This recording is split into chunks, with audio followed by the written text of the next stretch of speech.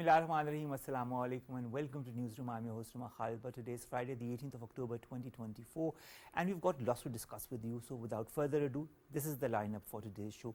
We'll begin, ladies and gentlemen, with the latest as far as the Middle East situation is concerned. 377 days have passed since the conflict between Israel and Palestine began, and it shows no signs of abating. At the same time, there's an extension of the whole war to Lebanon, to Yemen, and to Syria. At the same time, we also know of the killing of the leader of Hamas, Yahya Sinwar, by Israeli forces, and this has now been confirmed by Hamas as well.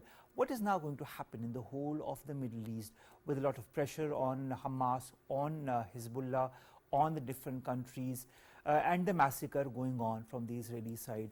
Will the Western pressure be enough to put Israel in a position where it will move towards a ceasefire, if nothing else? That is and more will be discussed in our first segment. Our second story, ladies and gentlemen, concerns Indian terrorism on foreign soil. We've all seen the latest spat between Canada and India. Nothing new as far as this spat is concerned, but it has taken a whole new turn, with the diplomats also being expelled. Last year also there were 41 diplomats in India, Canadian diplomats, who were told to leave Indian soil. But of course this has now taken a new turn. At the same time, the US has also charged in an Indian intelligence agent over an alleged plot to kill a Sikh separatist in the US, something that India says is the person behind it is now a former agent, but nevertheless points towards India and towards its machinations and its transnational terrorism.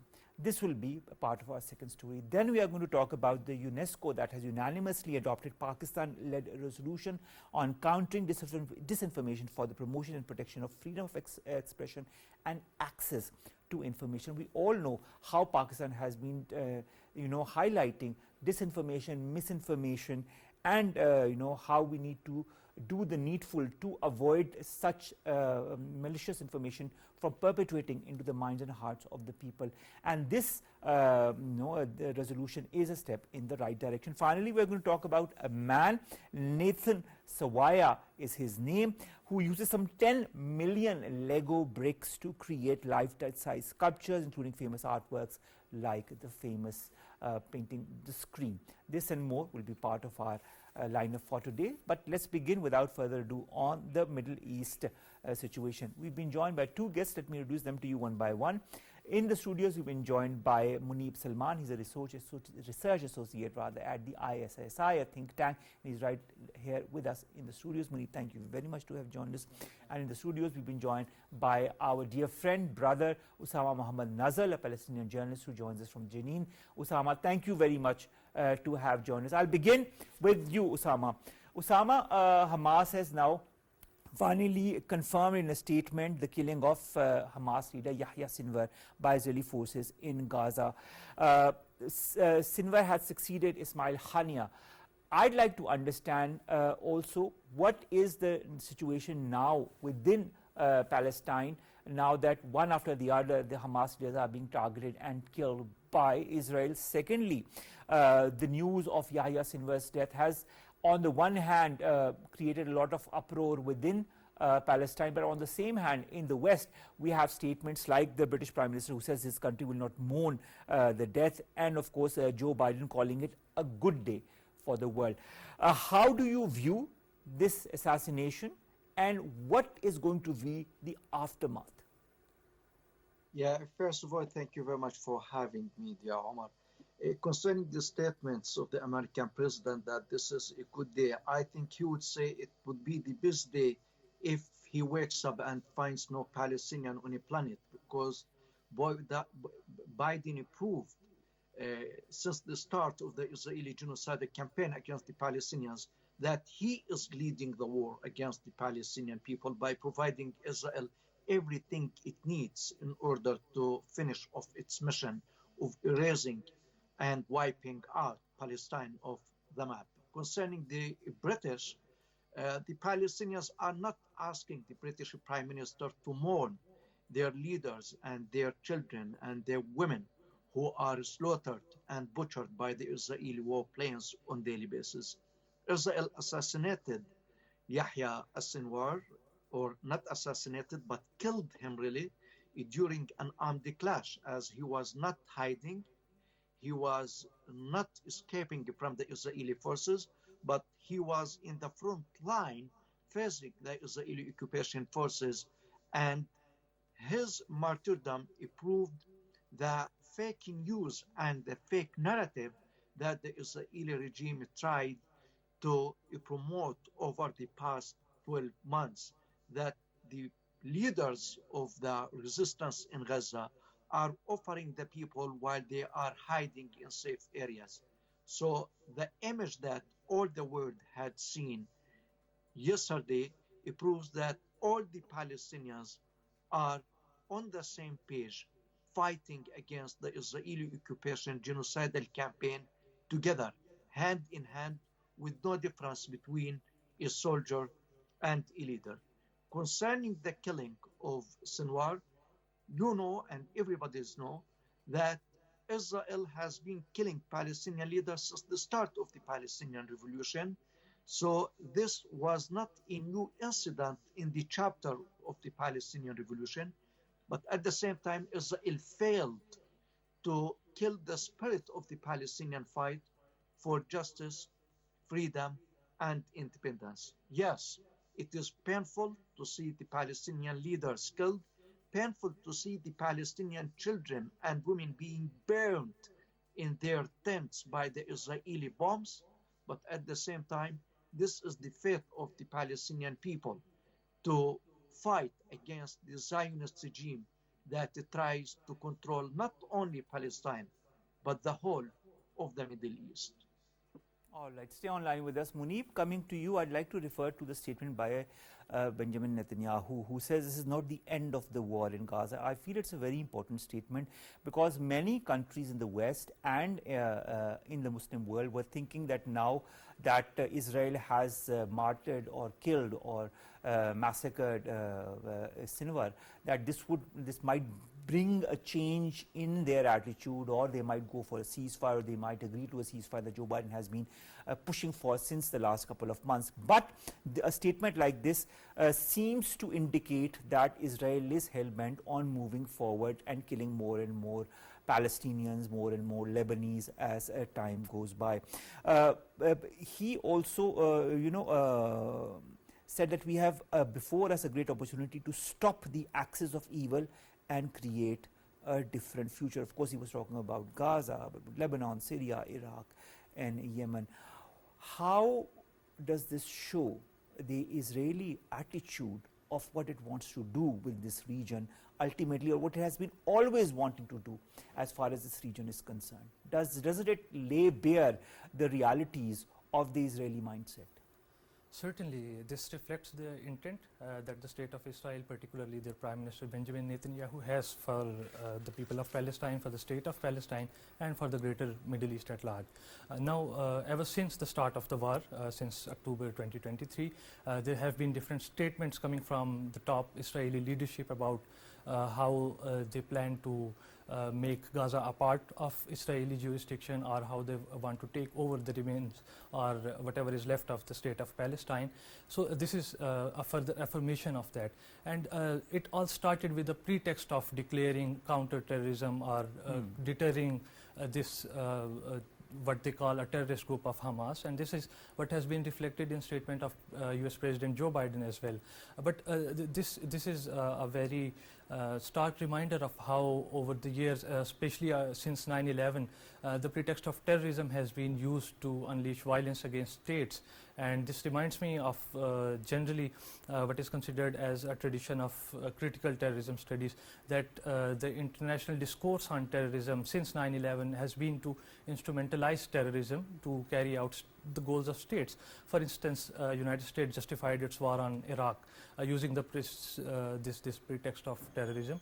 Then at the same time, we have different precedents of crackdown on human rights under the pretext of terrorism. Basic human rights were violated on this pretext, and now most recently we see how Israel is using this pretext of terrorism to unleash genocidal violence against Palestine and its people.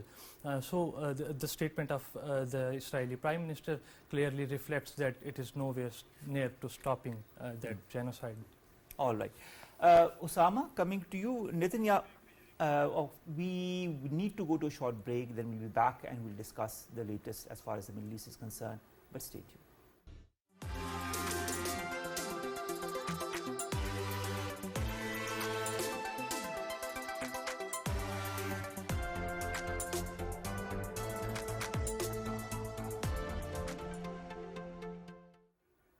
Welcome back, and we're discussing the latest as far as the Middle East is concerned. Osama, coming to you, I'd like to discuss a statement made by Matthew Miller, who's a U.S. Department spokesperson, and he says, and I quote, that the U.S. is going to try to push forward for a proposal for a ceasefire and the release of Israeli prisoners after the death of Yahya Sinwar. He also said that with quote-unquote Sinwar out of the picture, Washington saw an opportunity to end the war.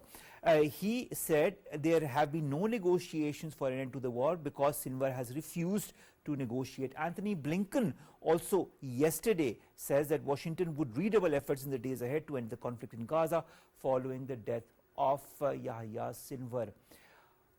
What will the role of the US be? On the one hand, we've got Joe Biden, who says today is a good day when Yahya Sinwar is dead. And on the other hand, we've got two important statements by Anthony Blinken and by Matthew Miller that state that now the US wants to pro-aggressively push for a ceasefire between Palestine and Israel. Will that happen? First of all, we should not isolate the American officials' statements from the context that we have on the ground. And we all know that no Palestinian has ever been an obstacle to the negotiations for a ceasefire, and the Palestinian side offered everything possible and accepted the initiative launched by Joe Biden months ago. But Israel failed that plan by assassinating the head of Hamas Politburo, Ismail Haniyeh, in Iran. And so the Israeli policy was clear that they want to continue the war against the Palestinians and implement their plan of having all of the north of Gaza and cramming all of the Palestinians in Gaza into the southern part of the Palestinian small enclave. And the American administration did not exert any kind of a pressure on the Israeli government to refrain from that and to accept Biden's initiative and start its implementation by releasing Palestinian prisoners in return for releasing Israeli captives. So Sinwar was not an obstacle to the negotiations. Israel was the obstacle and is still the obstacle, and it is expanding its war beyond Palestine now, killing thousands of the Lebanese people in the southern Lebanon villages and Beirut. And the American officials, instead of sanctioning Israel or freezing arms provision to Israel, they are providing more arms to it, which means that there is a big dichotomy between their statements to the media and what they are acting on the ground. All right. Thank you very much, Osama, to have joined us all the way from Jenin. And we hope and we really wish that some kind of a resolution or solution to this issue comes. It has been more than a year this conflict has been raging in Palestine and now in Lebanon and Yemen and Syria as well. Thank you very much, Osama, to have joined us. Coming to you, I'd like to understand, Munib, the Italian foreign minister expresses hope that the alleged demise of Sinwar would lead to a ceasefire. The German foreign minister also concludes during a meeting with her US counterpart on Friday, that is today, that this could be a turning point in order to reach a ceasefire. Will foreign intervention or pressure lead to some kind of a ceasefire, temporary or otherwise? So far, this seems like a distant possibility because of the statement of Israeli Prime Minister and the way Israel has conducted itself so far throughout the past year reflects that they have no intention of stopping anywhere soon. And Why I say this is that because not only have they killed a countless number of people in Gaza, but they have also destroyed any public infrastructure available. They have maimed and injured thousands of people, especially the young children, young population. And what all this points toward is that this is certainly something that they want to displace the population of Gaza and of the larger Palestine. For that matter, they have been carrying similar activities in the West Bank as well. And this takes us back to the basic intent that they reflected a year earlier, that Israel intends to take over the territory. And this comes from, of course, this comes from the Zionist mindset that this is somehow the destined land where only the Israelis are supposed to be present. And in order to fulfill that prophecy, they not only have to take possession or occupation of the land, but they also have to turn the Palestinians into a minority. And all of these steps, not only the killings, but also the immigration that will follow from it, the disabilities, the lack of economic opportunities that will come after the end of this war whenever it happens.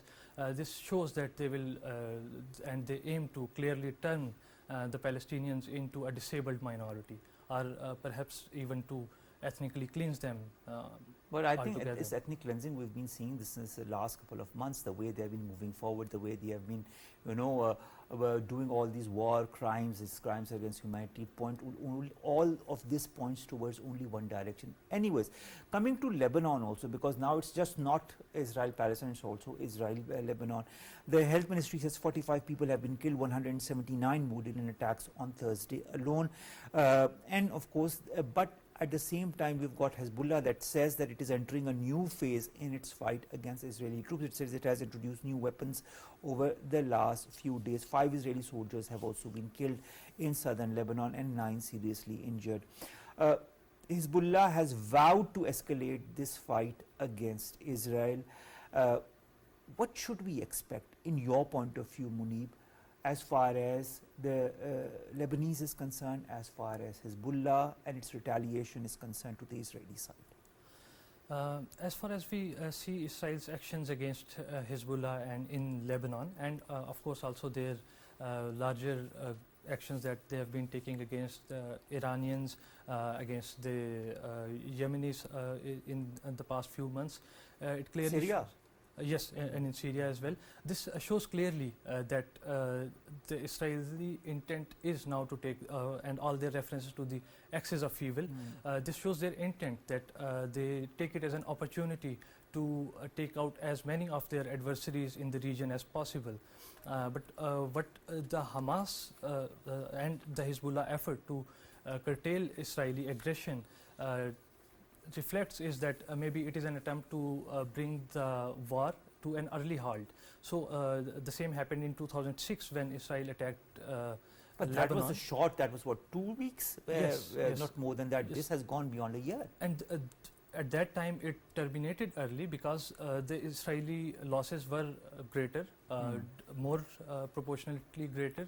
So what Hezbollah has to and aims to do presently is to take Israeli losses up to a point where it is no longer sustainable for Israel to continue the war, and then perhaps we will see a ceasefire, because so far the intent that is reflected in the Israeli leadership is not to stop the war at the present and take out as many of their adversaries as they can as long as the war continues. So unless Hamas, Hezbollah and other adversaries of Israel, Houthis.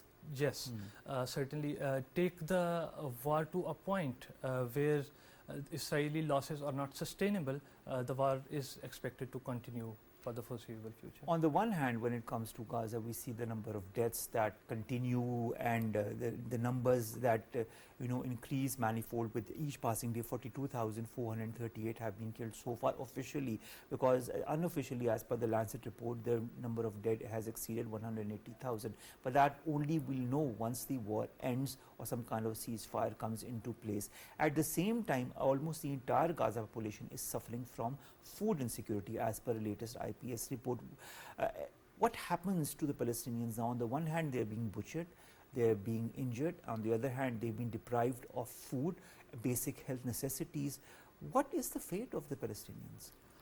That is why I referred earlier to how systematically Israel is conducting a genocide, and this is the most complicated part of assessing demography in a genocide. That not only do you see deaths carried out directly as a result of violence and atrocities committed during a genocide, but it is also a measure of how many people die of hunger, how many people emigrate out of a particular region, and the overall goal ultimately is to dilute the ethnic composition, or for that matter any other group that is being targeted. The point is to dilute it to a point where it is no longer significant, or where it no longer resists and yields to the demands of the oppressor. And this is what Israel has been doing so far. Unfortunately for the Palestinian people, they have little to resist, and they have little support for themselves, as we have seen how the United States has blatantly supported, and even many commentators in the West have reflected on how any idea of Western morality has been shattered because of the actions of Israel, and because of the outright support of Western governments for the Israel, because all the narratives that had been conducted and constructed over the past 2-3 years on Russia's aggression in Ukraine, worse has happened in the case of Gaza and what Israel has committed in Gaza. So any narrative of Western morality or Western values has lost its credibility, and this is unfortunate. But does the West care even if they've lost their credibility? Do they care because they continue to back a Zionist regime that continues to kill and maim people every period? Certainly, but what has and this particular case this past 1 year has led to is a huge polarization among public opinion. True. So the Western public opinion is very charged. We've seen the protests. Yes, the widespread protests. And once this election cycles, certainly, and most important in this aspect will be the election in the United States and its outcomes. And once these cycles of elections in the Western democracy starts, and once we get to see whether the public opinion has any influence on election outcomes, only then we see any change in Western attitudes, because once their position in the government, their credibility in as the government of those countries is challenged, only then can we expect them to maybe adopt a more sympathetic stance toward Palestine and its people. Munib, we've seen the role of the ICC, we've seen the role of the ICJ, we've seen the resolutions that have come out, we've seen how blatantly they have been rejected by Israel. We've also seen the resolution that was later called non-maintainable by the United Nations Security Council on a ceasefire that was also not accepted by Israel. The various United Nations resolutions and discussions on Palestine, the situation in the Middle East, that has been rejected time and again. Even the United Nations Security Council, Antonio Guterres, has been maimed and bad-mouthed by the Israeli ambassador in the United Nations. Now the United Nations Humanitarian Office denounces Israel's use of what it described as warlike tactics against the Palestinians in the occupied West Bank, saying that 9 Palestinians have been killed in a week. And I'm just deviating a little bit from Gaza and talking a little bit about West Bank. Since the 7th of October last year, more than 750 people have been killed in the occupied West Bank as well, more than 6,250 injured. When you look at this, point of view of the United Nations, you also see a general perspective of what the United Nations stands for. But we've also seen how Israel has outrightly rejected the United Nations statements. Will the UN have any say in the future of the Middle East? Unfortunately, what has unfolded so far reflects that any opinion or any emphasis by the United Nations falls on deaf ears, not only on Israel but on its allies, its supporters, especially the United States. But then again, this is a question of whether the United States, as a dominant global power that has been there since the end of Cold War, as the so-called policeman of the world, has any respect for international norms and principles, because now ICC is of course a different affair, but still ICC has customary accepted universal jurisdiction. But I don't know whether it be the ICC, ICJ or the United Nations. There are a lot of question marks as far as whether at any time the Israeli government or the Zionist regime will ever accept whatever these organizations implement. Thank you very much, Mini. We're a bit short of time, but thank you very much to have joined us. I hope this is the first of many such encounters that we'll have during the course of our show to discuss international affairs. Let's come to our second story, and that concerns the India and its transnational terrorism across its soil. We've seen and we've talked about many of such activities in Pakistan and other countries in the region as well. But now what has been transpiring in Canada, in the United States of America, in the United Kingdom, in other countries as well, leads to many other question marks as far as the Israeli, not Israeli, but more or less the same procedure what both of them are using, but the Indian machinations and their transnational terrorism. We've been joined by two guests. Our first guest is Major General retired Zahid Mahmood, senior analyst, joins us online, and also Shazia Malik, international political analyst, who joins us online as well. We'll begin with Major General Zahid Mahmood Saab. Sir, let's begin with the US and India. Now, an Indian intelligence official has been indicted for his role in a foiled plot to kill a Sikh separatist leader in the US. This has been confirmed by the US Justice Department. One who was already captured, Nikhil Gupta, has pleaded not guilty in June, but now we have another former raw agent, as per the Indian official statement is concerned, who has been indicted. Are the Indian realities of transnational terrorism finally coming to light, especially to its Western allies? Yeah, thank you very much for inviting me. I think all the international players and international community was very well aware of the Indian approach. So this export of terrorism, using such hitmen, using their serving officers connected to RAW, even after their retirement, they're using this tactics for a very long time. The first voice, which is effective voice, I would say, has come out of Canada. The Prime Minister of the Canada has decided that there are more than 770,000 Sikhs living in Canada. It's a meaningful people living there. And then they are threatened. So they don't even have the freedom of speech. So it actually started from the Niger, which gave encouragement to the other powers. It was very much clear in the past also, but due to the wide acceptance of India and the role big powers which were given, the role which was given to India as a watchdog in the region. So there were a lot of politics involved in that. Otherwise, like countries like United States of America, countries like Canada, West, they are very much clear who all are doing these such things in their country back home. So now that the voice which has come out of Canada, it has gone to the United States, and now there are clear indications that these groups were involved, these individuals are involved, who were completely backed by the government. So this design is of the BJP government. They have a genuine movements going on, like in Punjab, in Kashmir, in other parts of India. So these are the genuine freedom movements. Now, after deploying, the genocide which they did in Punjab in 1984, Golden Temple incident and Bandrawala incident. So you're very much clear what all has happened over there. Then the genocide they are committing in Kashmir, after even deploying more than around 700,000 troops, they could not achieve their political objectives. They could not achieve their military objectives. So this is the kind of a tactics which they have adopted through extremism, through intimidation, through killing, through murders, using their intelligence operative who are serving and as well as retired. Now, the moment he was indicted, the individual, the Indians, they have denied him. They said that he's a retired officer.